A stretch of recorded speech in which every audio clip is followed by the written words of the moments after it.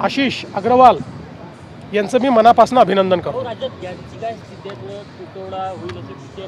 असं आहे की माझी माध्यमांना विनंती आहे की नागरिकांमध्ये विनाकारण भीतीचं वातावरण तयार करू नये।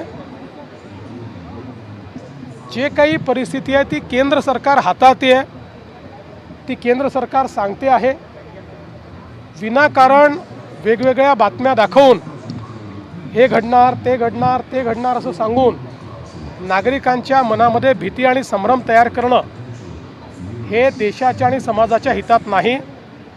आणि काल हेच केंद्र सरकारने देखील स्पष्टपणे सांगितलेलं आहे। कालच्या बजेटमध्ये नागपूर आणि विदर्भाला भरभरून मिळालेला आहे, मेट्रो असो किंवा इतर इन्फ्रास्ट्रक्चर। कालच्या बजेटमध्ये महाराष्ट्रालाच भरभरून मिळालेला आहे आणि मग महाराष्ट्राला जेव्हा भरभरून मिळेल तेव्हा विदर्भ कसा मागे राहील?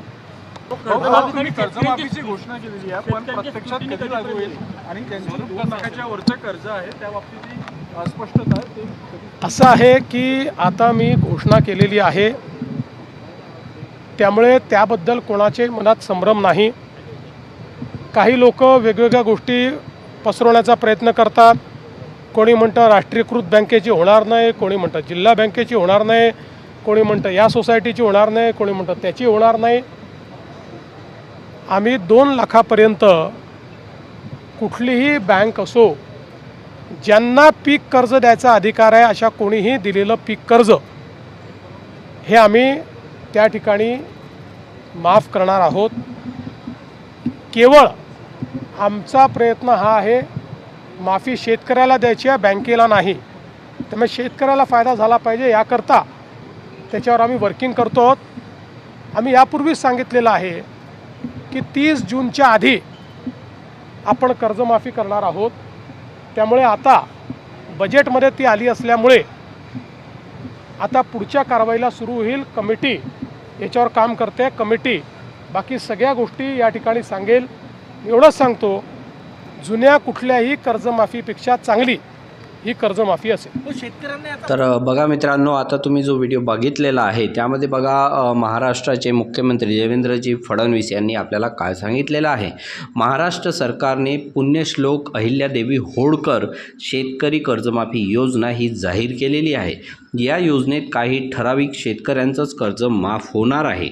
तर बघा कोणत्या शेतकऱ्यांना या कर्जमाफीचा लाभ मिळणार। तर नंबर 1 त्याचा जो पहिला पॉईंट आहे तो आहे 30 सप्टेंबर 2025 पर्यंत थकीत असलेले पीक कर्ज असलेले शेतकरी या योजनेचा लाभ घेऊ शकतात। आणि दुसरा पॉईंट आहे की 2 लाख रुपयापर्यंतचे कर्ज माफ होणार आहे। राष्ट्रीयकृत बँक, सहकारी बँक किंवा ग्रामीण बँक म्हणजे कुठलीही बँक असो यांच्याकडून घेतलेलं जे पीक कर्ज आहे या योजनेमध्ये येणार आहे। लहान किंवा मोठा जमीनधारक म्हणजे कोणाची 2 एकर शेती आहे किंवा 2 हेक्टर आहे, 4 हेक्टर आहे असा फरक त्यामध्ये नाही आहे। ज्यांचे पीक कर्ज थकीत आहे ते सर्व या शेतकरी याच्यामध्ये पात्र असू शकतात। एका शेतकऱ्याने 1 किंवा अनेक बँकेतून जर कर्ज घेतलं असेल तरी एकूण 2 लाखापर्यंतची कर्जमाफी ही त्यांना मिळणार आहे।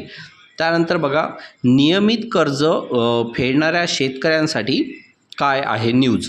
तर बघा जे शेतकरी कर्ज वेळेवर भरतात त्यांना 50,000 रुपयापर्यंत प्रोत्साहन अनुदान दिले जाणार आहे। आता आपण बघूया की कोणाला कर्जमाफी मिळणार नाही, म्हणजे कोणते शेतकरी यामध्ये पात्र नाही आहे। तर असे शेतकरी ज्यांनी सावकार किंवा खाजगी व्यक्तीकडून कर्ज घेतलं असेल ते पात्र नाही आहे। शेती व्यतिरिक्त वैयक्तिक कामासाठी दुसऱ्या कामासाठी कर्ज घेतलेलं असेल ते सुद्धा पात्र नाही आहे। आणि 2 लाखापेक्षा जास्त कर्ज असल्यास उर्वरित रक्कम हे त्यांना स्वतः भरावी लागणार आहे। तर या पद्धतीची न्यूज आहे मित्रांनो। बघा साधारणपणे 50 लाख शेतकऱ्यांना या योजनेचा फायदा होण्याचा अंदाज आहे। तर ही न्यूज तुम्हाला कशी वाटली कमेंटमध्ये नक्की सांगा। आणि कर्जमाफीबद्दल तुमचे काही प्रश्न असेल तर तुम्ही कमेंटमध्ये विचारू शकता। व्हिडिओ आवडला असेल तर व्हिडिओ लाईक करा, चॅनलला सबस्क्राईब करा आणि इतर लोकांना शेअर करा। चला भेटूया पुढील व्हिडिओमध्ये।